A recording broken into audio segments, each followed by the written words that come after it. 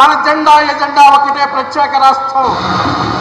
మన ధ్యేయం ఒకటే, పవర్, ఓన్లీ పవర్. ఎస్. చూసారా సెక్రటరీ గారు, ఇన్నాళ్ళు ఆయనకి ఎన్నో మంచి మాటలు చెప్పాను, ఒక్కటి కూడా ఆచరించలేదు. కానీ రాష్ట్రాన్ని నాశనం చేయమని మీరు ఇలా చెప్పారో లేదు, అప్పుడే దాన్ని అమలుపరచడానికి ఆయన అదురు చేస్తున్నారు. తప్పదు మేడం, ఎవరి పని వాళ్ళు నిలబెట్టుకోవాలి కదా. అయినా ఆయనది వారసత్వ ప్రాబ్లం కాదండి. చెడు ఆకర్షించినంతగా మంచి ఆకట్టుకోలేదు. దయచేసి తప్పుడు సలహాలు ఇచ్చి ఆయన్ని రొంపిలోకి దింపకండి. ఇందులో నేను దింపేది ఏముంది మేడం? అసలు నా పొజిషన్ ఏమిటో నాకే అర్థం కావడం లేదు. ఇదంతా ఒక game, political game, power game. ఈ గేమ్లో ఎవరు గెలిస్తే వారిదే సింహాసనం. అవసరమైతే రాస్తారోకలు చేయండి, బస్సులు తగలబెట్టండి, ఏం పర్వాలేదు, నేను చూసుకుంటా.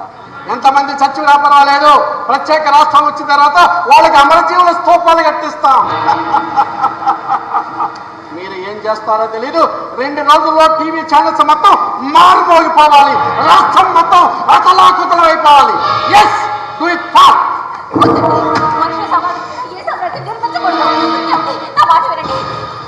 సెక్రటరీ గారు, ఈ ఉద్యమాన్ని మన ఇద్దరం కలిపి నడుపుదాం.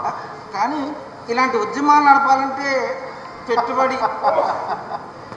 మాఫియాలు, ఎన్ఆర్ఐలు భారత రాజకీయాన్ని శాసించినంత కాలం డబ్బుకి కొదవే లేదు, నేను చూసుకుంటా. ప్రత్యేక రాష్ట్రం వచ్చిందనుకోండి, అనుకోవడం ఏంటి, వచ్చేసినట్టే. మీరే చూసి. Thank you sir, thank you.